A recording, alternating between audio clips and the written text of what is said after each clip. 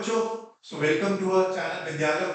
और जैसा कि मैंने प्रॉमिस किया था कि मैं आपके साथ में motion in a straight line and motion in a plane में जो भी इंपॉर्टेंट कॉन्सेप्ट्स एंड डेरिवेशंस हैं वो इस वीडियो में आपके लिए बना रहा हूँ और लेके आ रहा हूँ। तो पार्ट 1 जो मैंने इसमें वीडियो ऑलरेडी अपलोड कर दी है, उसके अंदर आप motion in a straight line में जो जो भी इंपॉर्टेंट कॉन्सेप्ट्स एंड डेरिवेशंस हैं वो सब आप देख सकते हैं। एंड उसी की कंटिन्यूएशन में अब हम पार्ट 2 पर आ गए हैं। और पार्ट 2 की जब हम बात कर रहे हैं तो हमारा फोकस इंटायरली होगा on the chapter motion in 2 dimensions.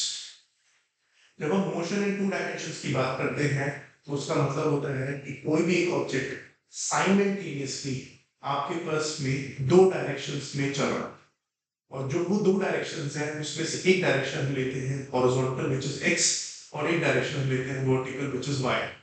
तो हमारे पास में जब भी हम मोशन इन 2 डायमेंशंस की बात कर रहे हैं तो आपके पास में जो ऑब्जेक्ट है वो साइमल्टेनियसली हॉरिजॉन्टल और वर्टिकल डायरेक्शन में एक साथ चल रहा है। और इसका जो परफेक्ट एग्जांपल हम पढ़ते हैं वो है आपके पास में प्रोजेक्टाइल मोशन। तो मैं आपके साथ में प्रोजेक्टाइल मोशन के कॉरस्पॉन्डिंग ही वो डेरिवेशन डिस्कस करूंगा and different types of projectile motion जो आपको समझने हैं वो सब मैं इस पर्टिकुलर लेक्चर में डिस्कस करूंगा। ओके, अगेन जो मैंने प्रीवियस वीडियो में बोला था कि जब आप एग्जाम के लिए पढ़ रहे हैं और आपको क्विक रिवीजन करना है तो आप इस वीडियो को पूरी तरह से देखिए। ओके, पार्ट्स को स्किप मत करिएगा, अदरवाइज थोड़ा से आप कंफ्यूज हो सकते हैं, बिकॉज मैं उसी फ्लो में आपके पास में चीज़ों को बताता जा रहा हूँ। तो जब हम प्रोजेक्टाइल मोशन की बात करते हैं तो हमारे पास में 2 तरह के प्रोजेक्टाइल मोशंस हम पढ़ रहे हैं। एक को बोलते हैं एंगुलर और दूसरा है आपके पास में हॉरिजॉन्टल। ओके, जब हम एंगुलर प्रोजेक्टाइल की बात करते हैं तो एंगुलर प्रोजेक्टाइल का मतलब होता है कि आपके पास में आप किसी भी एक ऑब्जेक्ट को हॉरिजॉन्टल के साथ एक एंगल थीटा पे प्रोजेक्ट कर देते हैं। तो आपके पास में एक एंगल थीटा पे आपने एक ऑब्जेक्ट को फेंक दिया। ओके, और वो जो पर्टिकुलर ऑब्जेक्ट है वो किस तरह का पाथ कवर करता है या किस तरह के पाथ को फॉलो करता है, वो कुछ इस तरह का पाथ फॉलो करता है। तो ये जो आपके पास में पूरा मोशन है, इस पूरे मोशन को हम क्या बोलते हैं? Angular projectile. ठीक है, ओके, क्या बोलते हैं इसको? Angular projectile. And it is projected when the object is projected at a certain angle theta with the horizontal। अब जब भी हम प्रोजेक्ट कर रहे हैं तो कुछ वेलोसिटी दे रहे हैं, अंडरस्टूड है? तो हमने यहाँ पर आपके पास में वेलोसिटी यू दे दी। अब आपके पास में जब हम मोशन इन 2 डायमेंशंस की बात कर रहे हैं, इसकी बात कर रहे हैं हम मोशन इन अ प्लेन या फिर 2 डायमेंशंस, तो हमारे पास में यहाँ पर जो ऑब्जेक्ट है हमें समझ में आ रहा है कि साइमल्टेनियसली 2 डायरेक्शन में जा रहा है। एक है आपके पास में x और एक है आपके पास में y। बिकॉज अगर मैं इस पाथ पर किसी भी पॉइंट की बात करूं तो वहां पर उस पाथ में कुछ हॉरिजॉन्टल डिस्प्लेसमेंट कर लिया है, कुछ वर्टिकल डिस्प्लेसमेंट कर लिया है। जहां पर वो ऑब्जेक्ट आपके पास में जितना उस समय में हॉरिजॉन्टल डिस्प्लेसमेंट करा उसके कॉरस्पॉन्डिंग वर्टिकल भी कर रहा है। ओके, तो अब क्या होता है आपके पास में कि यहाँ पर जब हम 2 डायमेंशंस की बात कर रहे हैं तो हम क्या करते हैं, ये जो अपनी वेलोसिटी है और जो आपके पास में एक्सेलरेशन वगैरह है इनको भी अलग अलग डायरेक्शंस में ब्रेक कर देते हैं। ओके, तो अलग अलग डायरेक्शंस में ब्रेक करने का मतलब कि आपके पास में इनका कुछ कंपोनेंट होगा x डायरेक्शन में और कुछ कंपोनेंट होगा y डायरेक्शन में। ये पर्टिकुलर कॉन्सेप्ट जो कि किसी भी एक वेलोसिटी या एक्सेलरेशन को अपने 2 भागों में तोड़ रहा हूं, इसको हम पढ़ते हैं वेक्टर्स में, रिजॉल्विंग ऑफ वेक्टर्स। ओके, तो यहाँ पर अगर आपको आता है वो कॉन्सेप्ट तो वेल एंड गुड, अगर नहीं आता तो भी आप सीख सकते हैं कि यहाँ पर this is an angle theta और ये वेलोसिटी u है, जिसका एक कंपोनेंट आएगा इधर which will be u cos theta और एक कंपोनेंट आएगा इधर which will be u sin theta. इसको हम बोल देते हैं initial velocity in x direction और इसको हम बोल देते हैं initial velocity in y direction. तो हमने अपनी वेलोसिटीज को 2 पार्ट्स में ब्रेक कर दिया है, one along horizontal and one along vertical. Okay, ठीक है। अब यहाँ पर अगर मैं देखूँ तो मेरे पास में acceleration in y direction will be minus g, because acceleration due to gravity यहाँ पे लग रही होगी, हवा में जब है तो यहाँ पे ग्रेविटी लग रही होगी।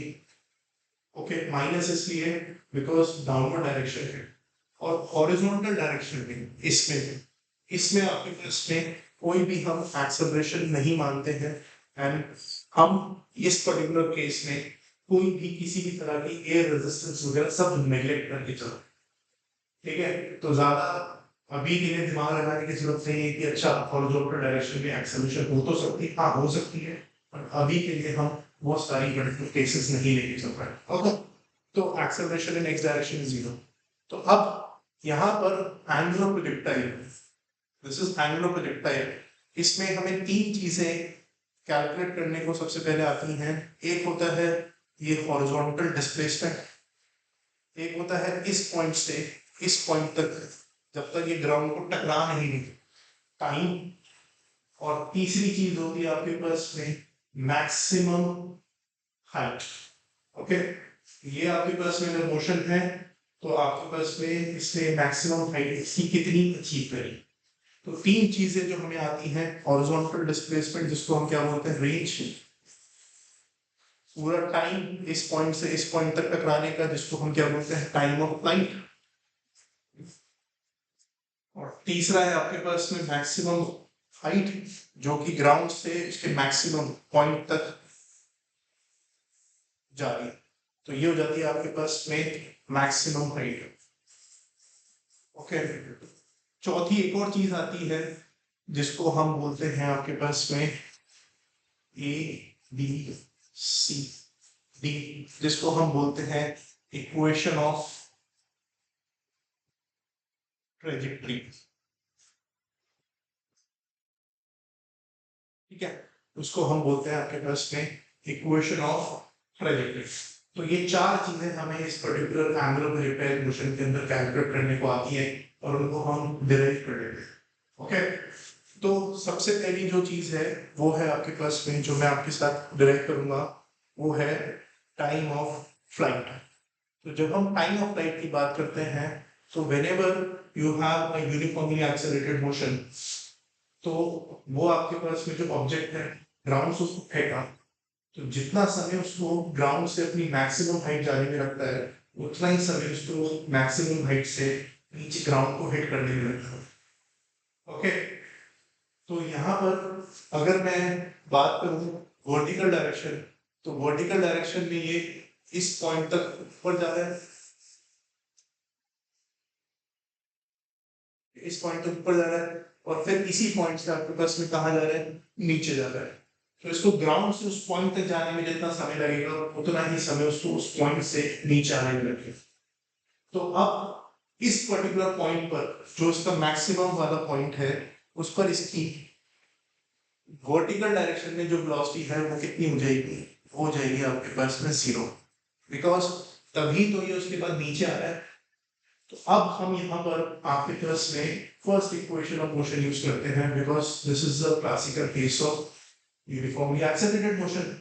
ओके, तो हमारे पास में जब हम इक्वेशन ऑफ मोशन यूज करेंगे तो हम क्या लगाएंगे, v y equals to u y minus acceleration by times t, sorry plus, अब वी वाई कितना है 0, यू वाई कितना है यू साइन थीटा,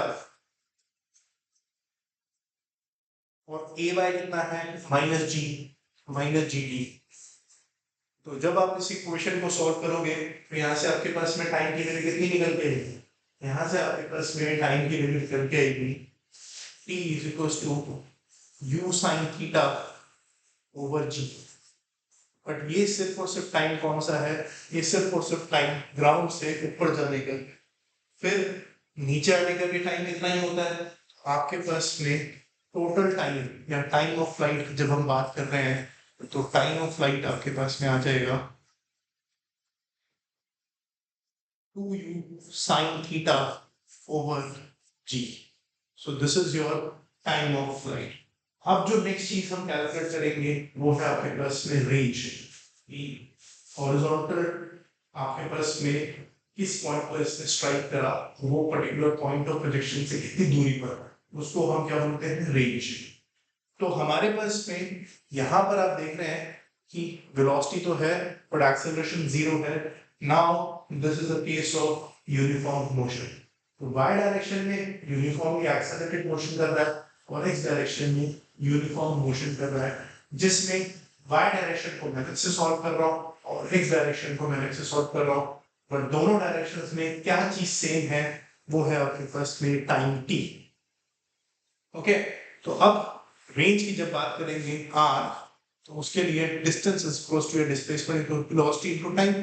तो ux इनटू टाइम, ux कितना है, ux u cos theta, very easy है, तो u cos थीटा, और टाइम अभी हमने निकाल लिया है पूरा के पूरा, which is 2u sin theta over g। अब इसको यूज करेंगे तो आपके पास कितना आएगा, 2u square sin theta cos theta over g। अब अगर आपने थोड़ी सी ट्रिग्नोमेट्री पढ़ी है तो ट्रिग्नोमेट्री में एक फॉर्मूला है फॉर साइन 2 थीटा, और साइन 2 थीटा का फॉर्मूला क्या कहता है, हाँ सोचिए सोचिए, 2 साइन थीटा कॉस थीटा। तो यहाँ पर क्या आपको 2 साइन थीटा कॉस थीटा दिखाई दे रहे हैं, जी दिखाई दे रहे हैं 2 साइन थीटा कॉस थीटा। तो यहाँ पर 2 साइन थीटा कॉस थीटा को हम साइन 2 थीटा सब्स्टिट्यूट कर सकते हैं, तो सब्स्टिट्यूट कर देते हैं यहाँ पर। तो यहाँ से हमारे पास में जो रेंज का फॉर्मूला आएगा वो आएगा u square sine 2 theta over g। This is your range, u square sine 2 theta over g। ठीक है, क्लियर है, तो ये आपके पास में रेंज आ गया। अब हमारे पास में तीसरी जो चीज बच रही है वो है आपके पास में मैक्सिमम हाइट। और मैक्सिमम हाइट क्या थी आपके पास में, मैक्सिमम हाइट है आपके पास में this particular thing over here which is h। तो अब मैक्सिमम हाइट निकालनी है, तो मैक्सिमम हाइट के लिए हम कौन सी इक्वेशन यूज करें, बताइए बताइए। आप मैक्सिमम हाइट के लिए या तो second equation of motion use कर सकते हैं या फिर third equation of motion use कर सकते हैं। मैं यहाँ पर आपको third equation of motion use करके उसको ड्राइव करा दूं। ओके, तो मुझे पता है कि जब आपके पास में हम मैक्सिमम हाइट की बात कर रहे हैं तो आपके पास में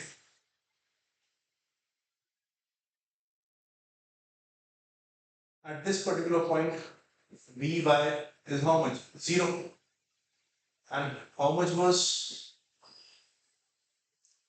velocity, uy, u sin theta, how much was acceleration ay minus g, and how much is your displacement h। तो मुझे पता है थर्ड इक्वेशन ऑफ मोशन जो बी वाई का square equals to u y का square minus 2g h। V y 0, u y u sine theta का whole square minus 2gh। तो यहाँ से h निकल के आता है u square sine square theta over 2g। तो this is my particularly the maximum height. तो तीन चीजें हमें यहाँ पर आपके पास में एंगुलर पेरिफेरी निकालनी है, और वो तीन चीजें क्या है आपके पास में, time of flight which is 2u sin theta over g, दूसरी क्या है range which is u square sin 2 theta over g, and तीसरी है height, maximum height which is u square sin square theta over 2g। ठीक है, तो ये तीन चीजें आपको ड्राइव करनी आनी चाहिए, और तीनों चीजों को हमने ड्राइव किया है by using the three equations of motion which is applicable in y direction and uniform motion which is applicable in x direction। Okay, ठीक है। अब चौथी चीज का मतलब है इक्वेशन ऑफ ट्रेजेक्टरी, और इक्वेशन ऑफ ट्रेजेक्टरी का मतलब होता है to find the equation of the path.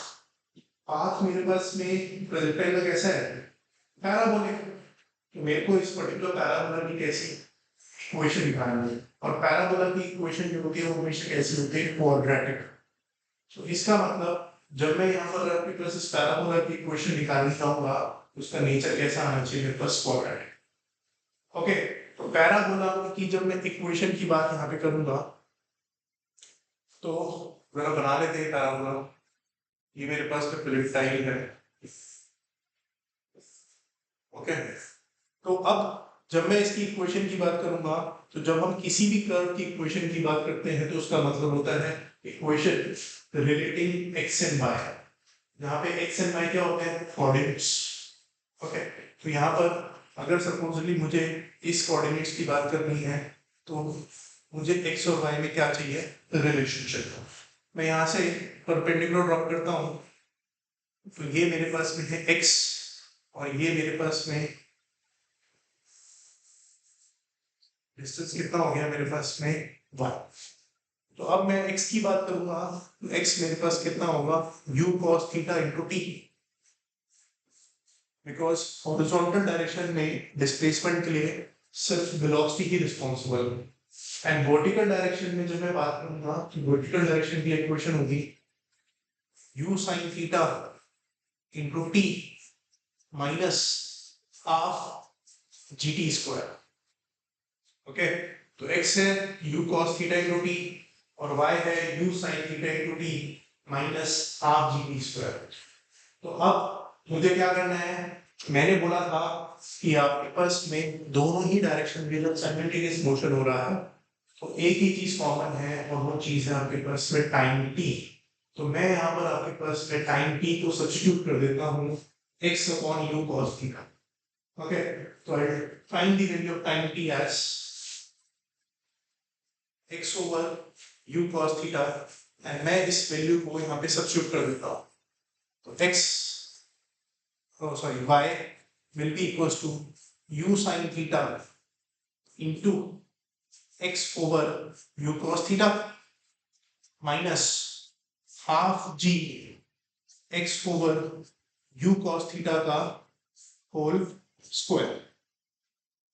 तो अब इसको जरा सॉल्व करते हैं, तो यहाँ पे हम देखते हैं u से u कैंसिल, तो y is equals to x sin theta over cos theta is tan theta minus half g x square over u square cos square theta। ठीक है, तो this is my equation of trajectory. और आप देख सकते हैं कि मेरे पास में यहाँ से जो इक्वेशन का नेचर आ रहा है वो कैसा आ रहा है, क्वाड्रेटिक। तो यहाँ पर क्या आ गया, प्लस एक्स स्क्वायर। तो जहाँ पर आपके पास में किसी भी इक्वेशन में जब हाईएस्ट पावर 2 होती है तो उसको क्या बोलते हैं, क्वाड्रेटिक। तो ये जो इक्वेशन मेरे पास यहाँ पर आ रही है, दिस इज क्वाड्रेटिक। ठीक है, अब इसी का एक और थोड़ा सा सिंप्लीफाइड फॉर्मूला मैं आपको दिखा देता हूँ, जिसको मेमोराइज करना थोड़ा सा आपके लिए आसान है। और वो सिंपली क्या करना है, कि आप यहाँ से ये जो x tan थीटा है ना, इसको कॉमन कर ले लीजिए। तो फर्स्ट टर्म तो 1 आ जाएगी। अब सर इसमें तो x tan थीटा ही नहीं, मुझे पता है कि नहीं है, बट x तो है, तो बचेगा क्या, g x over 2 u square cos square theta, नीचे आपके पास डिनोमिनेटर में क्या आ जाएगा, tan थीटा। तो जब भी हम टर्म्स कॉमन लेते हैं और कोई टर्म दूसरी टर्म में कॉमन नहीं होती, तो वो डिवीजन में आ जाती है। ओके, मैथ्स का सिंपल रूल है। अब मैं क्या करता हूँ, यहाँ पर आपके पास में y equals to x tan theta 1 minus g x over 2u square cos square theta and tan theta को पुट करता हूँ sin theta over cos theta. तो यहाँ से आप क्या देखेंगे कि cos थीटा से cos थीटा क्या हो गया, कैंसिल। अब cos थीटा से cos थीटा कैंसिल हो गया है, तो आपके पास में इक्वेशन क्या बनेगी, y is equals to x tan theta 1 minus g x over 2u square sin theta cos theta. अब थोड़ा सा हम दिमाग में जोर डालते हैं और दिमाग पे जोर क्यों डालना है कि क्या आपने ये पर्टिकुलर टर्म कहीं देखी है, 2u² sin theta cos theta. तो अगर हम इस टर्म की बात करें जिस 2u² sin theta cos theta, तो हमने इस टर्म को देखा है, कहाँ देखा है, रेंज के फॉर्मूले में, which is 2u² sin theta cos theta over g। तो यहाँ से 2u² sin theta cos theta की जो वैल्यू है वो कितनी आ जाती है, g times r। Let us substitute, तो बस सब्स्टिट्यूट करना है बस। so y equals to x tan theta 1 minus gx over g r। g से g कैंसिल, तो यहाँ से हमारे पास में जो इक्वेशन ऑफ ट्रेजेक्टरी है वो कितनी आ गई है, y equals to x tan theta 1 minus x over r। तो ये जो पर्टिकुलर इक्वेशन है वो कि x tan theta times 1 minus x by r, ये थोड़ी सी मेमोराइज करना आसान है as compare to earlier equation जो यहाँ पर थी y equals to x tan theta minus gx square upon 2u² cos square theta. Okay, दोनों ही इक्वेशंस ठीक है, और आप कौन सी इक्वेशन यूज करना चाहते हैं वो आपके ऊपर डिपेंड करता है। जो नीचे जो इक्वेशन है वो कंपैरेटिवली थोड़ी सी मेमोराइज करना आसान है। तो ये होती है हमारे पास में चार चीजें जो कि एंगल ऑफ प्रोजेक्टाइल के लिए इम्पोर्टेंट है। ओके, इसमें कुछ रिजल्ट्स हैं जो आपके लिए इम्पोर्टेंट है। वो रिजल्ट है कि हमारे पास में whenever the projectile is related at angles, जब भी हम एक प्रोजेक्टाइल को प्लेट कर रहे हैं, सपोजली एंगल अल्फा पे मैंने उसको फेंका है और एक प्रोजेक्टाइल को फेंका है at an angle beta. Okay, जहां पर जब मैं जिस पॉइंट पर ये ग्राउंड को स्ट्राइक कर रहे हैं वो दोनों ही प्रोजेक्टाइल्स के लिए सेम है। ओके, तो कहने का मतलब इन दोनों ही प्रोजेक्टाइल्स के लिए जो आपके पास में दोनों को वेलोसिटी u से फेंका है बट अलग अलग एंगल्स पर फेंका है, but the range in both the cases is same. ये तभी पॉसिबल हो सकता है जब आपके पास में ये एंगल अल्फा है 45 माइनस थीटा और ये एंगल बीटा हो 45 प्लस थीटा। तो जब भी आपके पास में कोई भी दो एंगल्स ऑफ प्रोजेक्शन को आप एक्सप्रेस कर सकते हो in the form of 45 minus theta या 45 प्लस थीटा, तो दोनों ही केसेस में जो आपको रेंज मिलती है वो बराबर होती है। ठीक है, एग्जांपल के तौर पे supposedly this is 30 degree and this is 60 degree, तो इन दोनों ही केसेस में जो आपको रेंज मिलेगी वो बराबर मिलेगी। तो just substitute the values in the formula of range और आप जब रेंज कैलकुलेट करोगे तो आपको प्लस इक्वल वैल्यूज आएगी। तो ये एंगल ऑफ प्रोजेक्टाइल की एक पर्टिकुलर स्पेशल कंडीशन है जो आपको पता होनी चाहिए from the exam point of view. Okay, तो हमने ये सारी चीजें कर ली है फॉर एंगल ऑफ प्रोजेक्टाइल, और अब हम इस प्रोजेक्टाइल मोशन पर आते हैं हॉरिजॉन्टल।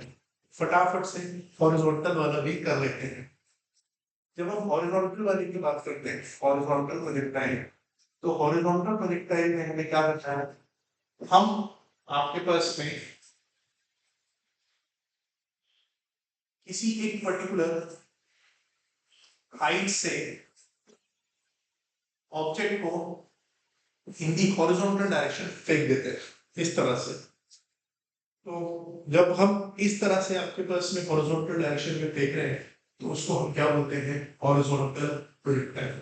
और उसके अंदर आपके पास में आप जो पाथ देखोगे, पाथ आपके पास में कुछ इस तरह का होगा, which is again parabolic। But अब ये आपके पास में किसी हाइट से सीधी फेंकी गई है, तो अब यहाँ पर आपके पास में वेलोसिटी को हम दो कंपोनेंट्स में ब्रेक नहीं कर पाएंगे। वेलोसिटी को हम दो कंपोनेंट्स में तभी ब्रेक कर पाते हैं जब वो किसी एंगल पर होती है अदर देन 0 डिग्री और 90 डिग्री। तो यहाँ पर आपके पास में जो एंगल है विद हॉरिजॉन्टल वो कितना है, 0 डिग्री। तो आपके पास में आप उसको रिजॉल्व नहीं कर सकते हो। यहाँ पर आपके पास में सिर्फ और सिर्फ हॉरिजॉन्टल डायरेक्शन में ही वेलोसिटी है, वर्टिकल डायरेक्शन में जो वेलोसिटी है वो आपके पास कितनी है, 0। अगेन एक्सेलरेशन इस डायरेक्शन में कितनी है, 0, और एक्सेलरेशन वाई डायरेक्शन में कितनी है आपके पास में, g।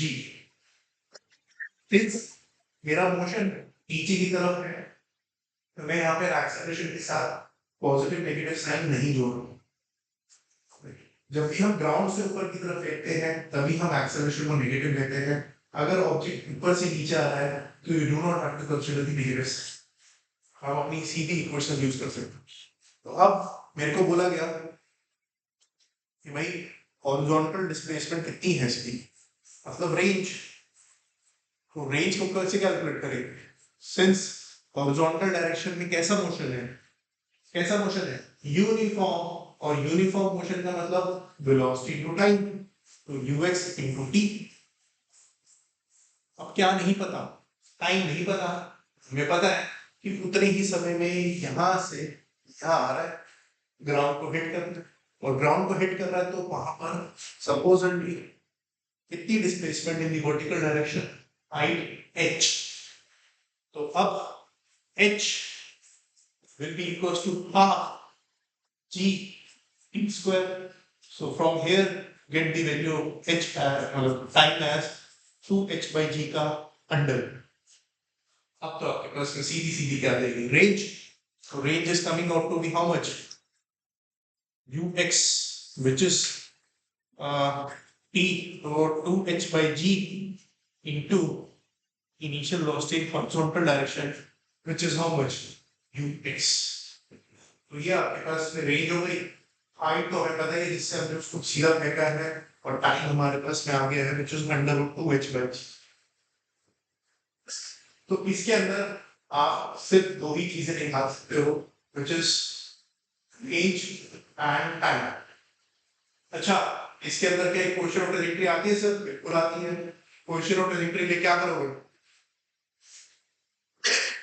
Sorry, x equals to u into t, y equals to half gt square। Now so just substitute the value of t as x by u। तो अब मेरे पास में time t is x over u, तो y की value कितनी आएगी, half g x over u का whole square. So the equation that we are getting from trajectory is y equals to gx square over 2u square। So this is your equation of trajectory for a horizontal। ठीक है। अच्छा, इसमें एक important चीज और मैं बता देता हूँ आपको, और वो ये है कि आपके पास में फिर ऑल्सो गेट अ क्वेश्चन जहां पर कि आप किसी एक टावर ऑफ हाइट एच पे खड़े हैं, और वहां से आपने क्या किया, वहां से आपके पास में आपने ऑब्जेक्ट को एक एंगल थीटा पर फेंक दिया है।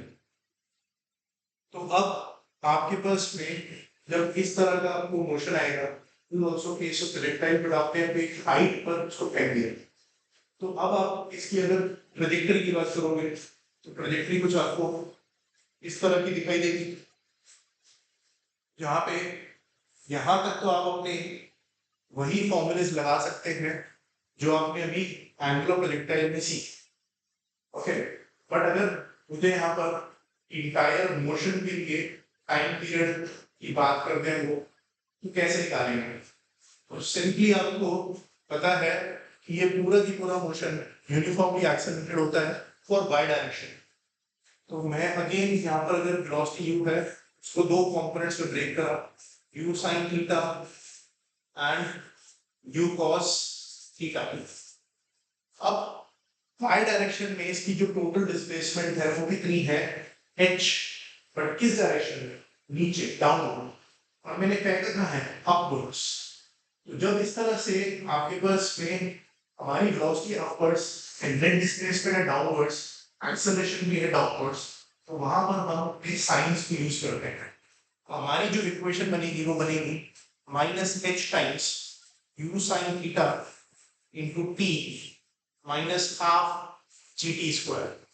और अब यहाँ से आपके पास में जो भी आप टाइम निकालोगे सॉल्व करके इस क्वाड्रेटिक इक्वेशन को, वो टाइम होगा आपके पास में इंटायर टाइम यहाँ से यहाँ तक। अब अगर टाइम आ गया आप क्या निकाल सकते हो रेंज भी, बिकॉज हॉरिजॉन्टल डायरेक्शन में तो हमेशा वेलोसिटी कितनी है, u cos थीटा। ठीक है, इस तरह से आप इस तरह की मोशन को सॉल्व कर सकते हैं। बस आपको ये वाली इक्वेशन याद रखनी। ठीक है, एक और इम्पोर्टेंट चीज मैं आपको बता देता हूँ, और वो ये है कि अगर आपके पास में ये आप ऑब्जेक्ट को सीधा फेंक रहे हो, एक एंगल पर फेंक रहे हो, या फिर नीचे की तरफ किसी दूसरे एंगल पर फेंक रहे हो, तो आपके पास में किसी भी एक हाइट से जब आप ऑब्जेक्ट को सीधा फेंको, ऊपर की तरफ फेंको, नीचे की तरफ फेंको, बट वेलोसिटी क्या होनी चाहिए सेम। जब वो ग्राउंड को स्ट्राइक करेंगे, तीनों ही केसेस के लिए जो वेलोसिटी होगी ग्राउंड को स्ट्राइक करने पर, वो आपके पास में क्या होगी, सेम होगी हमेशा। ठीक है, ओके, इस रिजल्ट को आप निकाल भी सकते हो, थोड़ा आसान तरीका है using conservation of energy.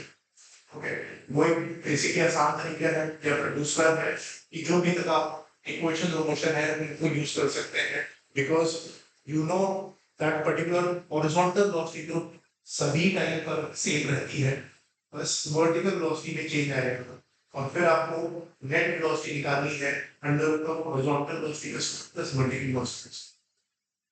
Okay, तो अभी के लिए आप अपने एग्जाम पॉइंट ऑफ व्यू के दिमाग में रखते हुए मैं आपको बस ये रिजल्ट बता रहा हूँ कि अगर आपको एमसीक्यू आ गया, you have to take all the objects will have the same velocity on striking the ground. तो ये है आपके पास में मोशन इन अ ट्रेन, जिसमें मैंने आपको दो तरह के प्रोजेक्टाइल मोशन एक्सप्लेन करे हैं, रेगुलर एंड हॉरिजॉन्टल, और उनकी कॉरस्पॉन्डिंग जो डेरिवेशंस हैं। आई होप कि ये जो डेरिवेशंस हैं आप फटाफट जो अपने एग्जाम के रिवीजन कर रहे हैं, तो इस वीडियो को देख के फटाफट फटाफट समझ ले और उनको ड्राइव करना आपको आज। ओके, फिर दोहराता हूँ मैं इस चीज को कि ये जितनी भी वीडियोस हैं इनका सिर्फ और सिर्फ फोकस है आपको रिवीजन के लिए आपका टाइम बचना। ओके, मैं अगेन आपसे अपील करूंगा कि वीडियो को जब आप देखें पूरी तरह से देखें, ताकि आपको कहीं पर भी कॉन्सेप्चुअल कंफ्यूजन ना हो, क्लैरिटी आ जाए आपके पास में। एंड कोई भी आपको अगर थोड़ा सा भी कंफ्यूजन है, दोबारा से आप अपनी बुक्स को भी रेफर कर सकते हैं, बट इन डेरिवेशन के साथ साथ the most important thing is कि आप क्वेश्चंस भी प्रैक्टिस करें। Okay, and the last most important thing is कि प्लीज अगर आपको वीडियोस अच्छी लग रही है, प्लीज लाइक एंड सब्सक्राइब करिए हमारे चैनल पर। हम ऐसी बहुत सारी वीडियोस आपके लिए डालते रहेंगे, and do ask your friends also to watch and comment and like and subscribe. Okay, अगर आपको अच्छी लग रही है वीडियोस, आपको समझ में आ रही है, प्लीज हमें रिकमेंड करिए, और इसी तरह से अपने एग्जाम्स के लिए अच्छे से पढ़ाई करते रहिए। ओके, तो थैंक यू वेरी मच बच्चों। नेक्स्ट वीडियो मैं बहुत ही जल्द लेके आऊंगा, और उसके अंदर आपके पास में टॉकिंग अबाउट डेरिवेशंस और Newton's laws of motion and work पर एनर्जी। मुझे पता है कि आपके एग्जाम्स जल्दी ही आ रहे हैं सितंबर में, इसलिए मैं अगले ही 2-4 दिन में आपके पास पर्टिकुलर वीडियोस के लिए डालूंगा। Okay, so thank you very much for watching this video. I hope you like it.